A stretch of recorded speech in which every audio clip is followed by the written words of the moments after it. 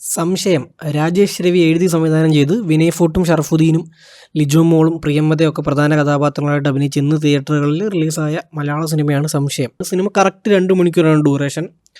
Cinema തുടങ്ങി ആദ്യത്തെ ഒരു അരമണിക്കൂറിൽ ആകുമ്പോൾ നമുക്ക് ഈ എന്താണ് സംശയം എന്നുള്ളത് മനസ്സിലാവും. അവിടെ തുടങ്ങി ഫസ്റ്റ് ഹാഫ് ആകുമ്പോഴേ ഇതിൽ ഏറ്റവും വലിയൊരു പോസിറ്റീവ് എന്നാന്ന് വെച്ചാൽ ആപ്റ്റ് ടൈറ്റിലാണ്. ഇതിലും നല്ലൊരു ടൈറ്റിൽ ഈ സിനിമയ്ക്ക് ഇടാനില്ല.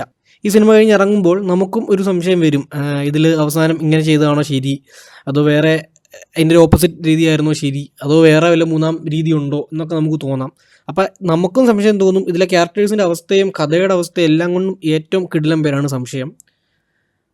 പിന്നെ പറയാനാണെങ്കിൽ ഞാൻ പറഞ്ഞില്ല, ഫസ്റ്റ് ഹാഫ് ഫുള്ളായപ്പോഴത്തേക്ക് ഇൻ്റർവെൽ ആയപ്പോഴത്തേക്ക് സംശയം തുടരും എന്നൊക്കെ എഴുതിയിട്ടുണ്ട്. അത് കോമഡി എന്ന് വെച്ചാൽ തുടരുവിൻ്റെ അതേ ഫോണ്ടാണ് എടുത്ത് വെച്ചിരിക്കുന്നത്.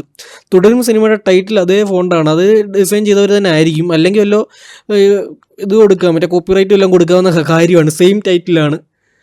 അപ്പം ഞാൻ പറഞ്ഞ ഇൻ്റർവെൽ ആകുമ്പോഴത്തേക്ക് എനിക്കൊരു ഓക്കെ സിനിമ, അല്ലെങ്കിൽ ജസ്റ്റ് ഒരു അതിലും താഴെ ഒരു ബിലോ ആവറേജ് ആയിട്ട് നിൽക്കുന്ന ഒരു സിനിമ എന്ന ഫീലാണ്. കാരണം ടെക്നിക്കലി ഭയങ്കര മോശമാണ് സിനിമ, ഉടനീളം മോശമാണ്. വിഷ്വലായാലും ഒക്കെ, എന്തായാലും സൗണ്ടായാലും വിഷ്വലായാലും എല്ലാം ഹെഷാമാണ് സൗണ്ട് ചെയ്തിരിക്കുന്നത്. എല്ലാം സൗണ്ട് മീൻസ് മ്യൂസിക് എല്ലാം നമ്മൾക്ക് ഇന്നത്തെ കാലത്തെ ഷോർട്ട് ഫിലിമുകൾ വരെ ഇതിലും നല്ല ക്വാളിറ്റി ഉള്ള ഐറ്റംസാണ് ഉള്ളത്. അപ്പോൾ ഇത് അതിലും താഴെയാണ്. അപ്പം അങ്ങനെ ഒരു ഫീലായിരുന്നു. കഥയും ഈ സംശയം ഫാക്ടർ കൊള്ളാം, ഇൻട്രസ്റ്റിംഗ് ആണ്, റെലവൻ്റ് ആണ്. പക്ഷേ അനങ്ങുന്നില്ല അങ്ങോട്ട്. ഒരു മണിക്കൂർ വെറുതെ പോയ ഒരു ഫീലായിരുന്നു. 1 മണിക്കൂറല്ല, ഫസ്റ്റ് ഹാഫ് 50 മിനിറ്റ്, 3/4 മണിക്കൂർ 50 മിനിറ്റേ ഉള്ളൂ. സെക്കൻഡ് ഹാഫ് പക്ഷേ കൊള്ളായിരുന്നു. പ്രത്യേകിച്ച് അവസാനത്തെ 30 മിനിറ്റ് നല്ല എൻഗേജിങ് ആയിരുന്നു. എനിക്ക് നന്നായിട്ട് വർക്കായി.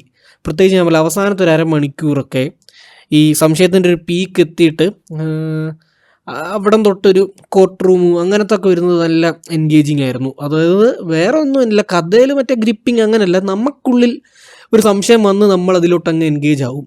ഇത് ആരുടെ ഭാഗത്താണ് ശരി, ഷറഫുദ്ദീൻ്റെ അവസ്ഥയാണോ അതോ വിനയ് ഫോർട്ടിൻ്റെ അവസ്ഥയാണോ, ആരുടെ കൂടെ നമ്മൾ നിൽക്കണം, നമ്മൾ ആരുടെ നിൽക്കണമെന്നൊരു സംശയം നമുക്ക് വരും. എല്ലാവരും പെർഫോമൻസ് ആർട്ടിസ്റ്റുകൾ, ഈ ലീഡായിട്ട് ചെയ്തിട്ടുള്ള എല്ലാവരും നന്നായിട്ട് ചെയ്തിട്ടുണ്ട്. പക്ഷേ ഞാൻ പറഞ്ഞില്ല, ഇതൊരു തിയേറ്ററിൽ പോയി കണ്ടൊരു തിയേറ്റർ മസ്റ്റ് വാച്ച് അങ്ങനെ പറയാനുള്ളതില്ല. ഒരു നല്ല സിനിമയാണ്. ഇത് OTT ഒക്കെ വന്നു കഴിയുമ്പം ഇപ്പം എനിക്ക് ഉറപ്പാണ്, ആട്ടം ഒക്കെ ഇറങ്ങിയപ്പം ആട്ടം സത്യം പറയാൻ തിയേറ്ററിൽ മസ്റ്റായിട്ട് കാണേണ്ട ഒരു സിനിമയായിരുന്നു. പക്ഷേ ഞാനത് തിയേറ്ററിൽ കണ്ടാണ്, അത് കൂടുതൽ ആൾക്കാരും കണ്ടിട്ടില്ല. അതേ ഒരു റിപ്പോർട്ട് ഇതിനും വരാൻ ചാൻസ് ഉണ്ട്. ഇത് അത്രയ്ക്കും മസ്റ്റ് വാച്ച് അല്ല, പക്ഷേ OTT ഒക്കെ വന്നു കഴിയുമ്പോൾ നമുക്ക് ഉറപ്പായിട്ടും നന്നായിട്ടിരുന്ന് കാണാൻ പറ്റിയൊരു സിനിമയാണ്. നമ്മൾ കണ്ടു കഴിയുമ്പം നല്ല സിനിമ കണ്ടു എന്നൊരു ഫീൽ കണ്ടിറങ്ങാനല്ല, വീട്ടിൽ ഇരുന്ന് കാണാൻ പറ്റുന്ന സിനിമയാണ്. എന്നാൽ അതേസമയം തിയേറ്ററിൽ പോയാൽ നമ്മൾ കണ്ടിറങ്ങുമ്പോൾ ഓക്കെ ആ ഒരു പൈസ പോയെന്ന് ചോദിച്ചാൽ ഇല്ല, എന്നാൽ ഭയങ്കര എൻ്റർടൈനിങ് ആയെന്ന് ചോദിച്ചാൽ അല്ല, ആ ഒരു ഫീൽ ആണ്. അപ്പോൾ ഈ സിനിമയ്ക്ക് എൻ്റെ റേറ്റിംഗ് 3/5 ആണ്.